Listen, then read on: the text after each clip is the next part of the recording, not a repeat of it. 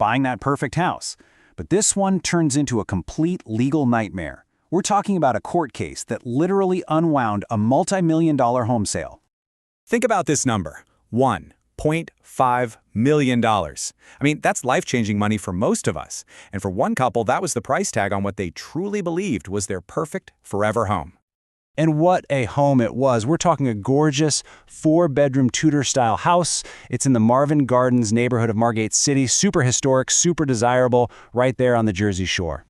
But here's where it gets crazy. A federal judge steps in with this incredibly dramatic and frankly super unusual ruling. They didn't just tell the sellers to give the money back. No, they completely erased the sale, wiped it clean, voided the contract like it never even happened. So the big question is, how on earth does a dream home purchase just collapse so spectacularly? Well, we're going to get into exactly how it all went so wrong. All right, let's kick things off with the court's absolutely bombshell ruling. And look, this isn't just hearsay or speculation. This is all laid out, black and white, right in the court's official findings. On September 15th, the judge basically said the buyers were tricked. The legal term is fraudulently induced into buying the house. And because of that, they ordered the entire $1.5 million to be returned. Every cent. Okay, so what was this all about? What was the big secret? Well, it all comes down to what the sellers decided not to tell the buyers. So get this. The sellers dropped about $400,000 on some pretty extensive renovations. And the huge problem here? They did the whole thing without getting a single permit. And we're not talking about a new coat of paint here. This was major stuff. A whole new HVAC system, kitchen, bathrooms, even a new roof. They actually reconfigured the entire first floor layout. But here's the kicker, the real key detail. One of the sellers wasn't some rookie homeowner. The court documents show she was a licensed realtor for years and had sold over 26 other properties. She knew the business. Because it was the ghost of a previous buyer, someone who walked away, that became the key piece of evidence that blew this whole thing wide open. See, before our final buyers ever saw the house, the Breslins already had it under contract with someone else. And that first potential buyer, they did exactly what you're supposed to do. They hired a home inspector to go through the place with a fine-tooth comb. And oh boy, that inspection report was an absolute bombshell.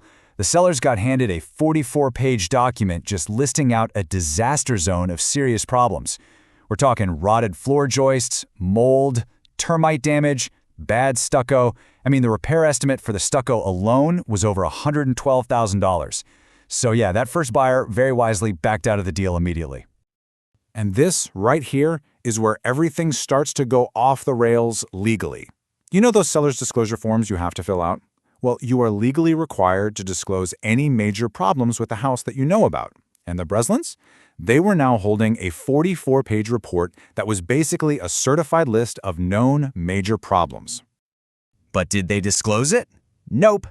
When the new buyers entered the picture, the Breslins filled out that exact same form and checked the boxes saying they weren't aware of any of those issues. They just pretended that first inspection report never existed. So you got to be asking, why go to all this trouble to hide the renovations? Why not just get the permits? Well, it turns out those secret upgrades triggered a little-known but incredibly powerful local rule, one that would have cost them a fortune. It's called the 50% rule, and is pretty common in coastal towns like Margate that are prone to flooding. The idea is actually pretty simple. If the cost of your improvements is more than half of the building's assessed value, you don't just get to upgrade one piece. You have to bring the entire building up to the latest modern construction codes. And as you can imagine, that can be an absolutely massive expense. The smoking gun. This is a direct quote from the court filing. Mrs. Breslin herself admitted she knew all about this rule. She confessed that she deliberately didn't get permits because she was terrified of triggering it. This wasn't some innocent mistake. The court saw it for what it was, a calculated plan to hide a huge violation.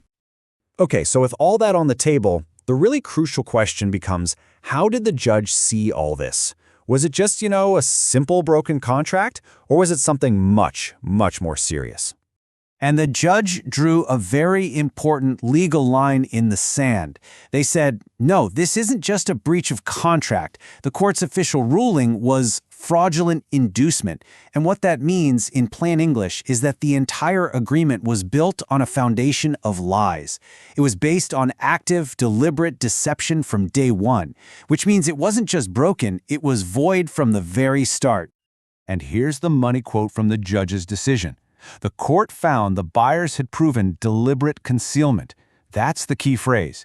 And finding that is what gave the judge the power to order a rescission, which is just a legal term for a complete do-over, a total unwinding of the sale. So, with the stroke of a pen, the judge made it official. The contract was toast. And the sellers, they were ordered to give back every single penny of that $1.5 million purchase price. So, okay, this is a crazy story about one house. But what does it mean for the rest of us? What's the big takeaway here for anyone out there buying or selling a home?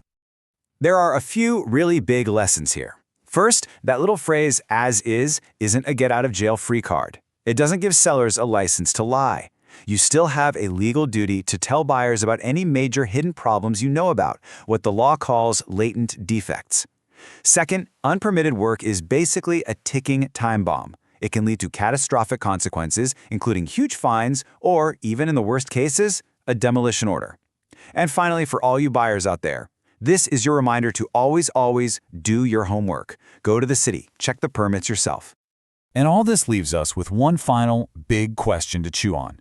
In a hot real estate market, where you feel all this pressure to act fast or lose the deal, how much trust is too much? Where do you draw the line between trusting the other party and verifying every single detail for yourself? Because this case is a pretty stark reminder of the absolutely devastating cost of getting that balance wrong.